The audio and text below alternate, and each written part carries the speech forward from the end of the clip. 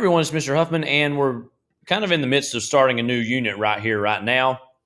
And that unit being Unit 2, Revolution. Roughly, we're going to be talking about 1763 to 1783, which is about a 20-year span, which the last 10 years of that, which was basically the Revolution. Okay, so before we really even delve and dive into George Washington, Thomas Jefferson, the Declaration of Independence, all that stuff, you probably have some, hey, I've heard about some of that we're going to dive full into in this unit. Before we get to all that, I first want to paint a picture for us. What was the social life of the colonies? What was going on? What was the social attitudes, the social norms, the systems that were existing fairly successfully while we were still under under British rule? Okay, so I want to kind of again set a picture for us.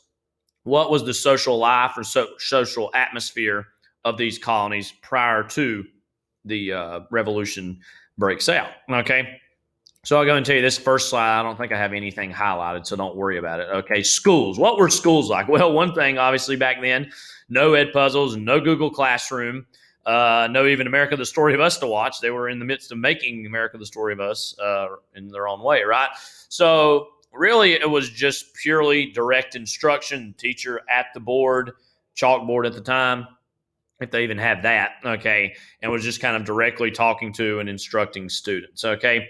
Boys normally went to grammar school while girls went to dame school. And hopefully you can see there just in those names, that's really setting up different expectations for what boys expected of boys at the time and what's expected of girls at the time. Okay, so boys, grammar school, learn how to read, learn how to write. That's kind of where direction they're taking. Girls, meanwhile, dame school didn't really emphasize reading or writing.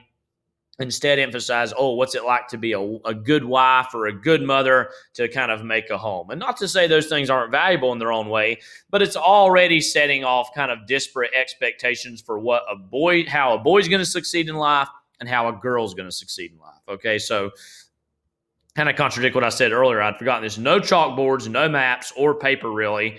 It was just really whatever kind of things the teachers had to speak of. Okay, and I don't think of myself as that strict of a teacher, but the teachers back then, incredibly strict, right? And they were allowed to hit their students, put them in a corner and wear a dunce cap if they were misbehaving or even just said the wrong things, right? So I can promise you I'm never going to do that to you, okay? But back then, that was kind of the consequences for really just barely speaking out at all if you did and said the wrong thing or were acting up. They'd put you in the corner, put a dunce cap on you, okay?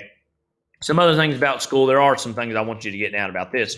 New England, as you can imagine, again, New England is kind of the Bible and church are the cornerstone of everything else, which means that really kids are taught to read so they could read and study the Bible. It's not for really anything outside of studying the Word of God. Okay, so boys, they also, though, got to learn Latin and math and some other subjects in the hopes of going to college.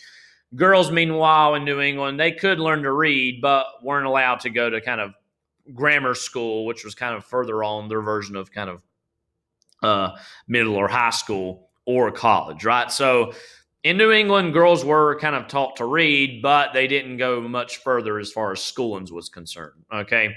Middle colonies, a little different there.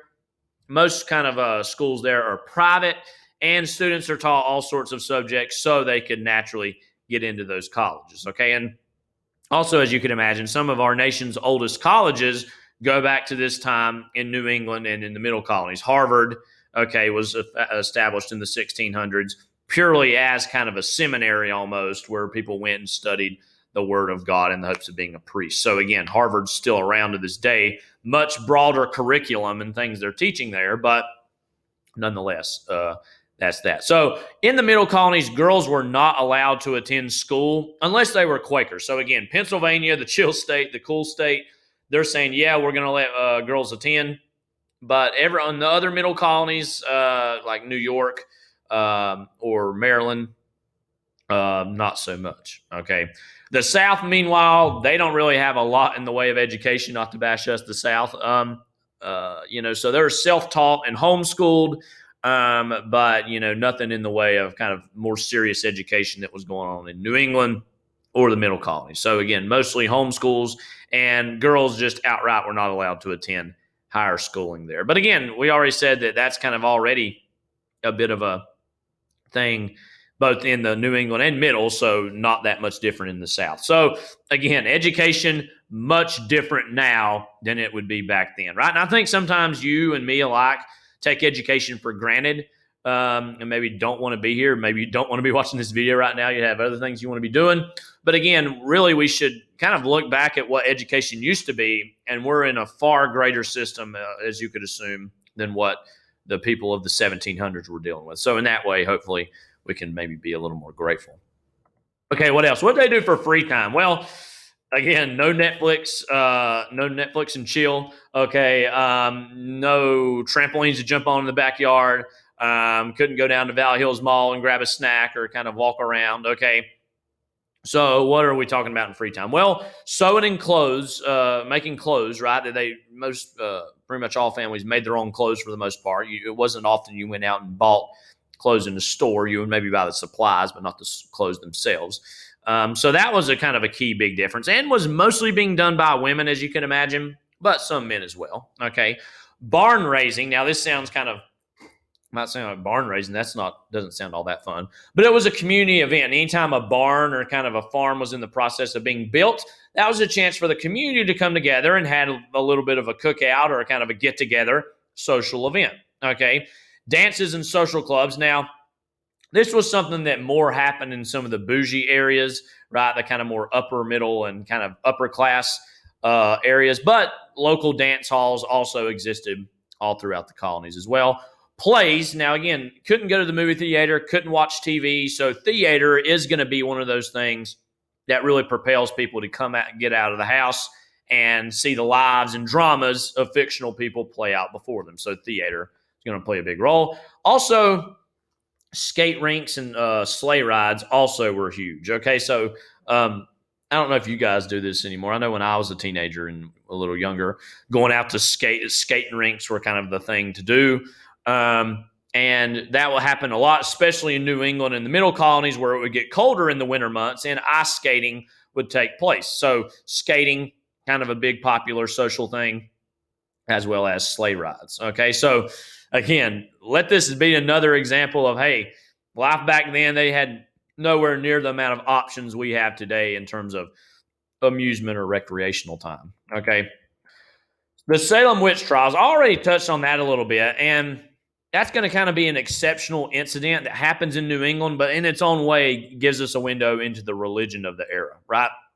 So this takes place in the spring of 1692, where a group of young girls in Salem Village, Massachusetts, claim to be possessed by the devil. Okay, so these group of young girls saying, oh, we're possessed by the devil, and they start pointing fingers at the people who possessed them. Okay, so they're going to accuse several local women of witchcraft. There's going to be some men accused as well, but this is mostly going to be kind of labels thrown against women, unfortunately. The first convicted witch, Bridget Bishop, is going to be hanged that June. So sometimes we think, oh, were they burned at the stake? That was something that mostly had happened in Europe some years prior. Here in America, we didn't really burn people to stake. Instead, hangings were really what happened if people were convicted or kind of falsely convicted of crimes. Okay.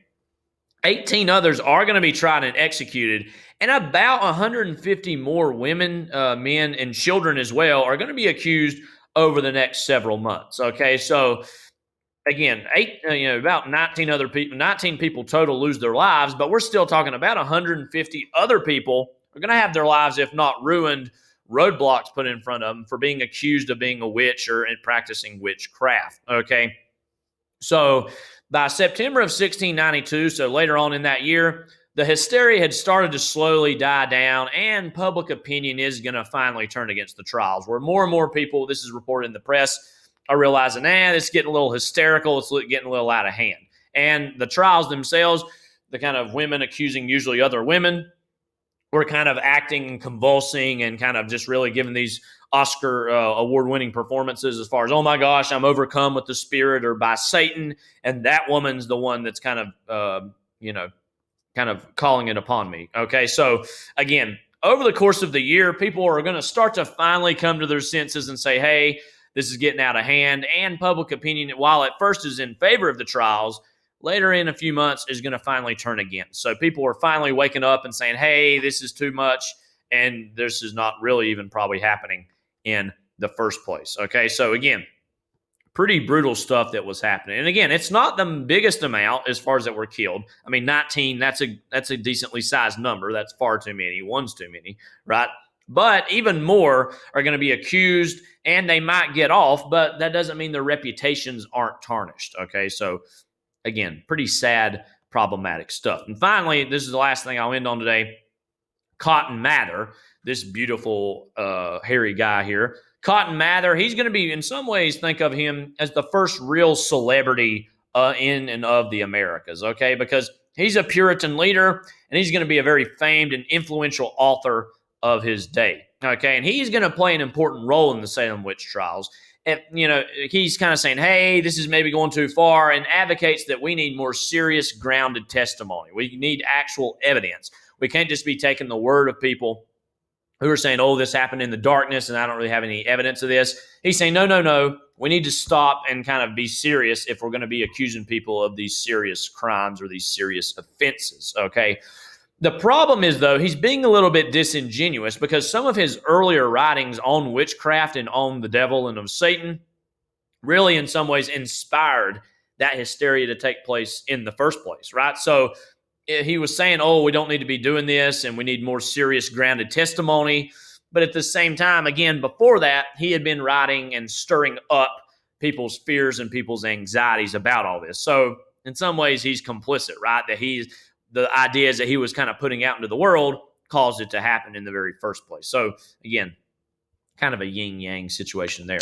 What he was most famous for, though, ultimately, and I'll end on this note, he actually inoculated, kind of similar to what we're going through now as far as thinking about epidemics, a smallpox epidemic that was taking place in Boston in the late 1600s. And what he did was basically, let's inoculate the population, and implemented African and even Asian techniques, and ultimately was highly successful. So again, think of him this way, that he's in some ways the first real big celebrity in the colonies, influential leader, author, famed author, again, was even speaking out saying these Salem witch trials aren't so good. And again, that inoculation of the smallpox epidemic in Boston ended up being highly successful. So again, even in the midst of thinking, oh, we've never been through some sort of an epidemic before, not true at all. This is kind of one that happened even way, way back in the 1600s. Now, not nearly as severe naturally as what we're going through now, but still something similar to it.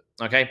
So again, I wanted to just kind of throw out some stuff to paint a picture. What was life like in the colonies, and what are some reasons? I didn't really go into reasons why people are maybe going to want to rebel from Britain, but just know there's some stuff inherent in there that is going to certainly play itself out in the revolution. So this is Mr. Huffman. Happy to see you yet again, kind of in our own way here, signing off. And as always, if you have any questions, let me know. Take care.